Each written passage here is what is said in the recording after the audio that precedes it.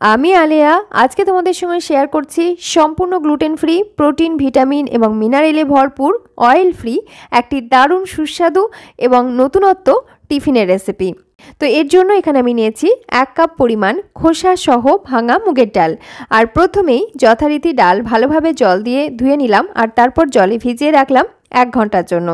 এরপরে একটা ছোট বাটির মধ্যে নিয়ে নিলাম 1/2 কাপ পরিমাণ রোলড ওটস আর তার সঙ্গে অ্যাড করে দিলাম 1 চা চামচ ফ্ল্যাক্স সিডস এবং রোলড ওটস একসাথে আমি ভিজিয়ে রাখছি অল্প কিছুটা জল দিয়ে, খুব বেশি নয়, জাস্ট ডুবে থাকবে এই পরিমাণ জল দিয়ে।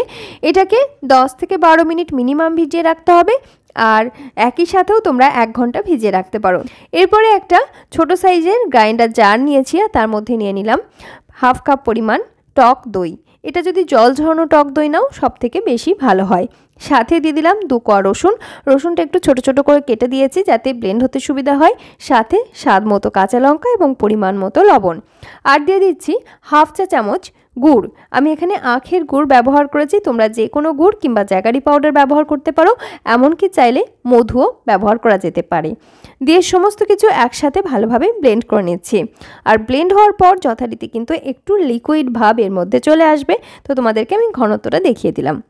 এরপরে আমরা যে ডাল ভিজিয়ে রেখেছিলাম সেটা কিন্তু 1 ঘন্টা পর তোমাদেরকে দেখিয়ে দিচ্ছি। তো দেখো সামান্য জল বেঁচে রয়েছে, বাকি জলটা কিন্তু ডাল শোক করে নিয়েছে এবং বেশ ফুলে গেছে, একদম শুকনো শুকনো মতো দেখতে লাগছে। তো এরকম একটা পর্যায়ে এসছে। এই সময় যদি দেখো বেশি জল রয়ে গেছে তাহলে অবশ্যই ডাল থেকে জলটাকে ঝরিয়ে নেবে। তবে যেহেতু আমার জল তেমন একটা ছিল না, তাই আমি ওই জল সমেতই ডালটা ভালোভাবে ব্লেন্ড করে নিয়েছি। এরপরে আমরা যে ফ্ল্যাক্সিডস এবং এখানে ওটস ভিজিয়ে রেখেছিলাম সেটা কিন্তু 1 ঘন্টা পর একদমই সফট হয়ে গেছে।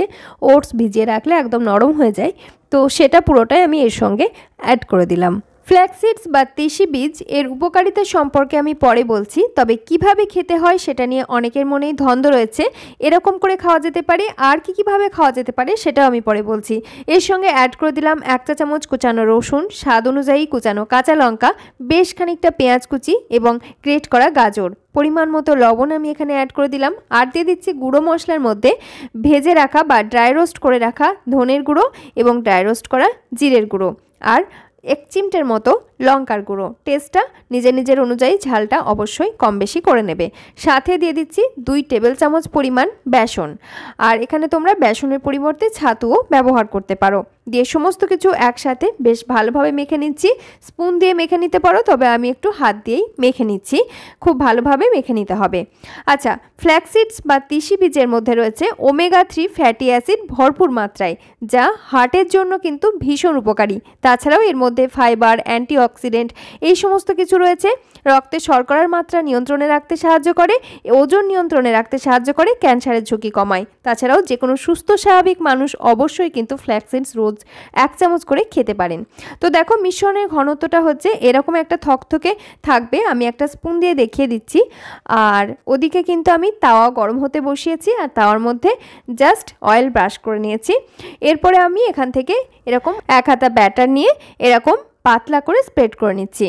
আচ্ছা, তিসি বীজকে কিন্তু বলা হয় খুদে কারখানা পুষ্টি উপাদানের। তার কারণ হচ্ছে এর মধ্যে বহু রকম পুষ্টি উপাদান রয়েছে, সেজন্য তিসি বীজ কিন্তু অবশ্যই খেতে হবে। কিন্তু এটা এমনিতেই ভীষণ শক্ত একটা সেল দিয়ে তৈরি, তাই এমনি নর্মালি চিবিয়ে খাওয়াটা মোটামুটি দুষ্করই বলা যেতে পারে। ভিজিয়ে খাওয়া যেতে পারে, অথবা এটাকে কিন্তু তোমরা একটু ড্রাই রোস্ট করে তারপর গুঁড়ো করে নিতে পারো। দিয়ে যে কোনো একটা এয়ারটাইট কন্টেনারে ভরে রাখতে পারো, তবে বেশি দিন ভরে রাখা যাবে না। গুঁড়ো করে ওই মোটামুটি 1 সপ্তাহের মতো গুঁড়ো করে নেবে। সেটাকে তোমরা যে কোনো মিল্কের সঙ্গে বা যে কোনো স্মুদির সঙ্গে মিশিয়ে খেতে পারো, অথবা আমার মতো এরকম যখন স্ন্যাক্সগুলো বানাচ্ছ সেখানে 1 চামচ 2 চামচ করে দিতে পারো। মানে মেম্বার অনুযায়ী তোমরা এখানে একজন প্রাপ্তবয়স্ক মানুষের জন্য 1 চা চামচ, সেই হিসেব করে পরিমাণটা কম বেশি করে অ্যাড করে নেবে। সেভাবে করে খাওয়া যেতে পারে। আবার 1 সপ্তাহ পর শেষ হয়ে গেলে নতুন করে আবার ড্রাই রোস্ট করে ভরে রাখবে।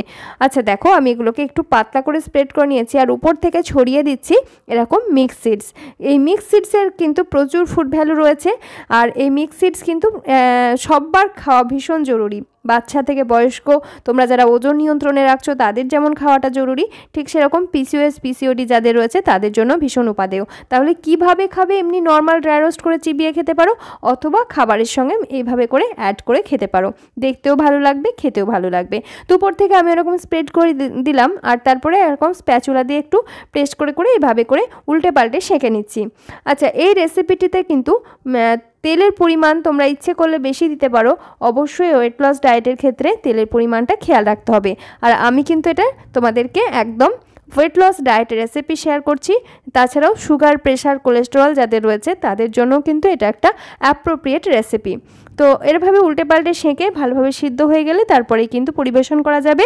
খুব একটা বেশি ডার্ক কালার ধরিয়ে ফেলার একদমই দরকার নেই, এরকম হালকা হালকা করে সেঁকে নেবে। আর আমরা যে দইয়ের মিক্সচারটা বানিয়েছিলাম ওটা কিন্তু চাটনি হিসাবে খেতে দুর্দান্ত লাগে, বিশেষ করে এই স্ন্যাক্সের সঙ্গে। কেমন লাগলো আমাদের আজকের এই স্বাস্থ্যকর রেসিপি অবশ্যই জানিও। ভিডিও ভালো লাগলে একটা লাইক করো, আর তোমার আত্মীয় পরিজনদের সঙ্গে শেয়ার করতে পারো। চ্যানেলটি সাবস্ক্রাইব করে পাশে থাকা বেল আইকনটা অবশ্যই অল করে রেখো, কারণ আমি কিন্তু প্রতিনিয়তই এরকম স্বাস্থ্যকর রেসিপি শেয়ার করে থাকি। আজকের মতো এখানেই বিদায় নিচ্ছি, ফিরে আসছি খুব তাড়াতাড়ি পরবর্তী নতুন কোনো স্বাস্থ্যকর রেসিপি নিয়ে। সকলে ভালো থেকো, সুস্থ থেকো, ধন্যবাদ।